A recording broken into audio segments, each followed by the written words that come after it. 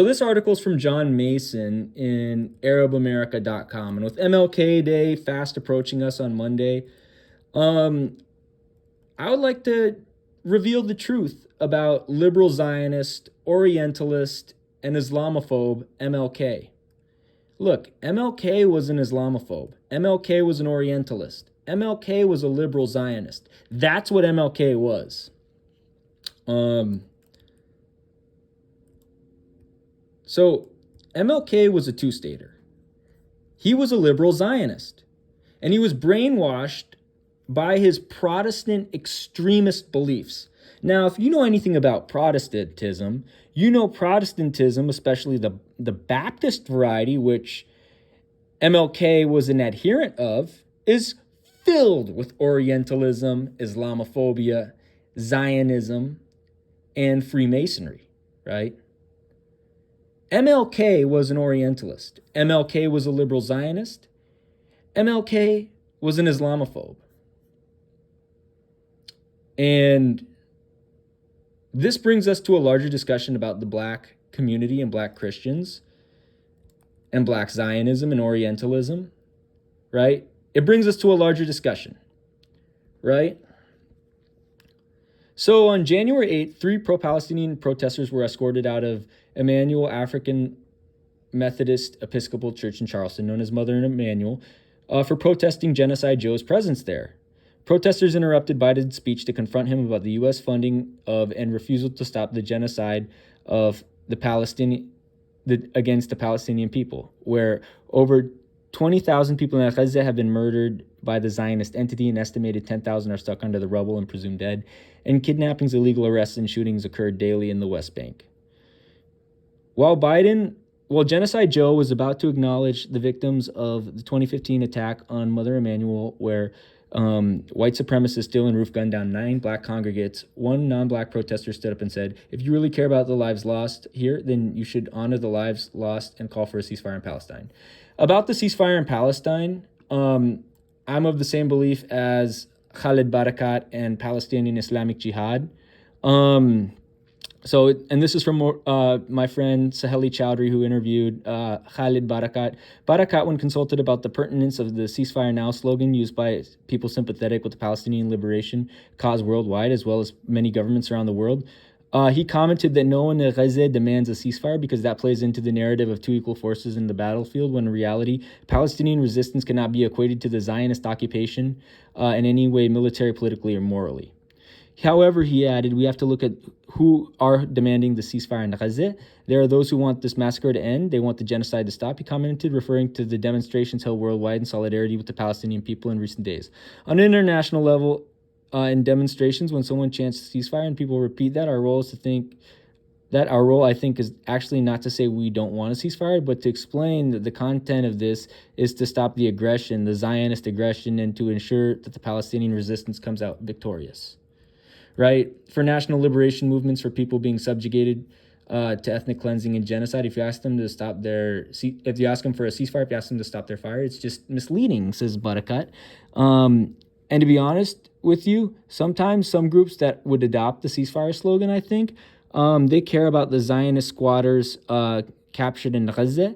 And if there were no Zionist squatters captured in Gaza, they probably would not demand the ceasefire. And then some groups want the ceasefire because they really want ceasefire. They're buying into the ceasefire narrative. It depends on who is saying this and how they are saying this. But as a movement, I won't adopt or condone the slogan. Additionally, he pointed out we cannot adopt slogans that don't have content and meaning. We have to give content to these slogans. I agree 100%, right? Again, we have to look at who's saying this stuff, right? And then, so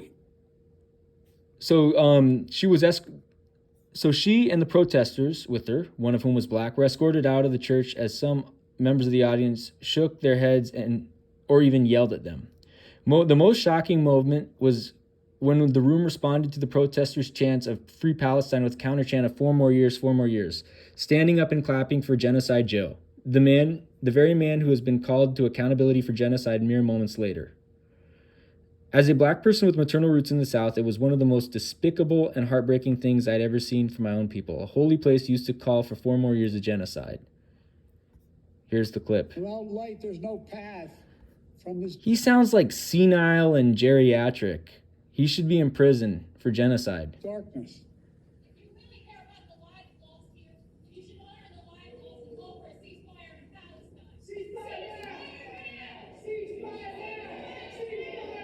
That's all right. That's all right. That's all right. That's all right.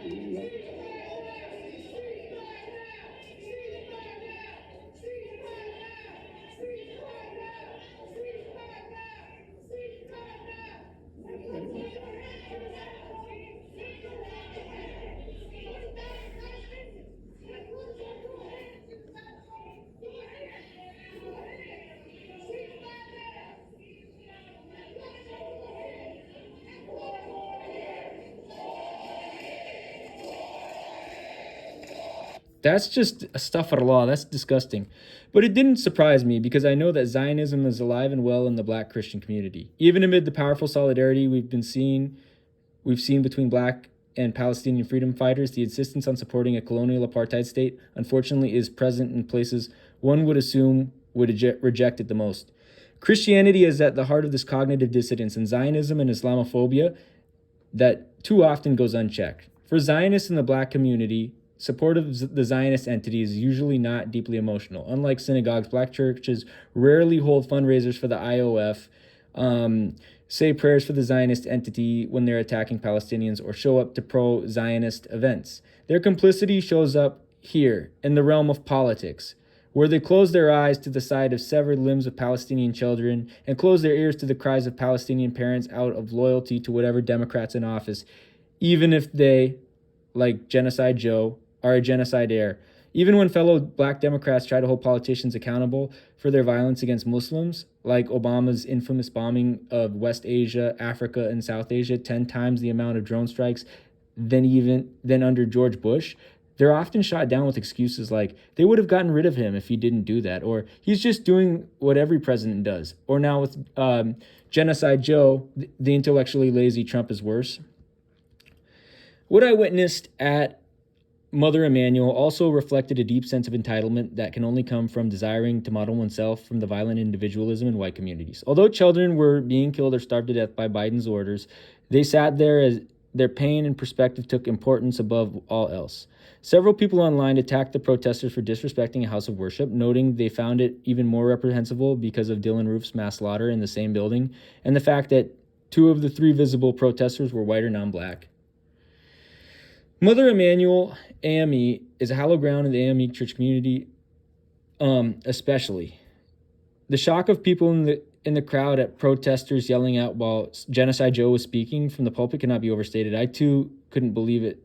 Simone Sanders Townsend, former national secretary for Bernie Sanders' 2016 campaign and former spokesperson to Vice President Kamala Harris, tweeted, "So that shows you Bernie Sanders surrounds himself with Zionists, right? And Bernie Sanders is a Zionist criminal himself.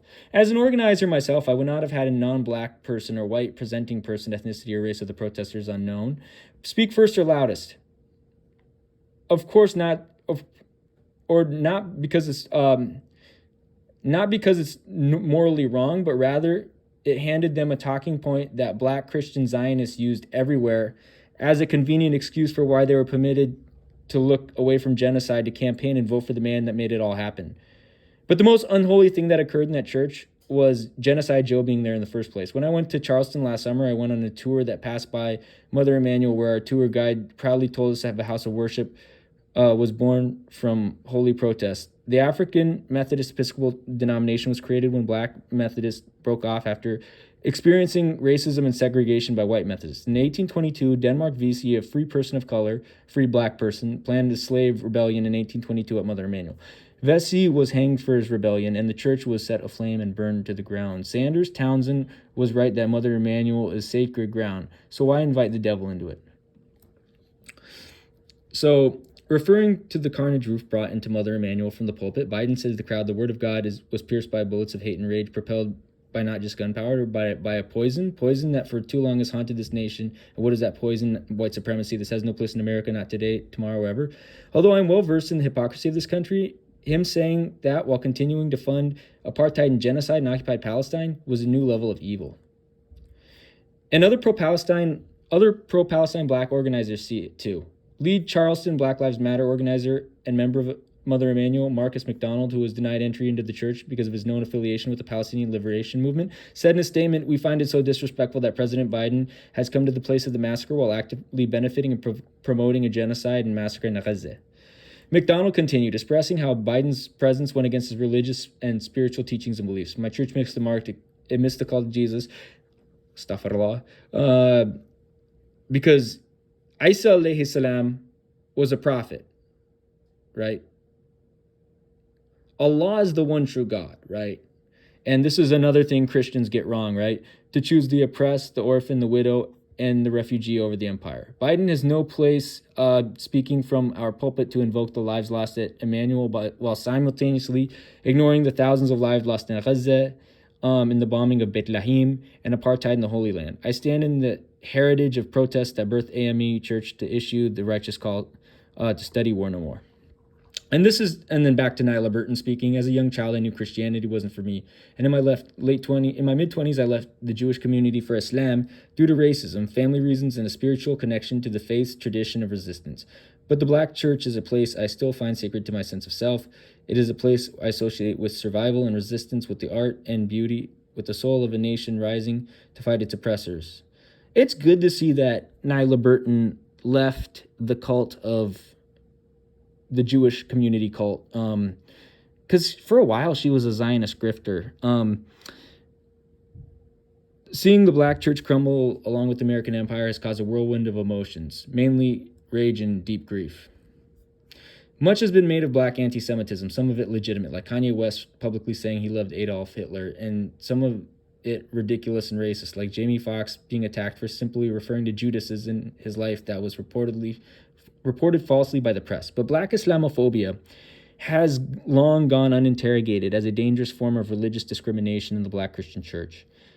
It is dangerous not because Black Christians have a tendency to bomb mosques or attack Muslims on the street like white domestic terrorists, but because they will sit there silently while their democratic leaders do so in other countries.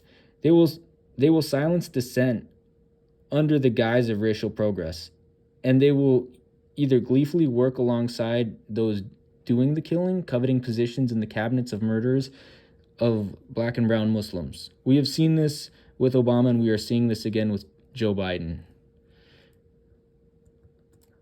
Great points by Nyla Burton, right? This is one of the few Mondaweiss articles that's actually good. I come for myself knowing that the Black solidarity with Palestine is more powerful than those who choose to abandon this alliance. Haj Malik al-Shabazz, Rahimullah, James Baldwin, Angela Davis, and so many more of our Black luminaries and freedom fighters stood with, and I stand completely, and still stand completely with Palestine. Globally as well, the Black diaspora feels the pain of those attacked in the Holy Land. This was detailed in The Pen and the Sword, Conversations with Edward Said by David Barsamian and Edward Said, detailing the links between the anti-apartheid movement in South Africa and the anti-occupation movement in Palestine, a solidarity that was reaffirmed by South Africa's recent historic suit against the Zionist entity on genocide charges to the ICJ.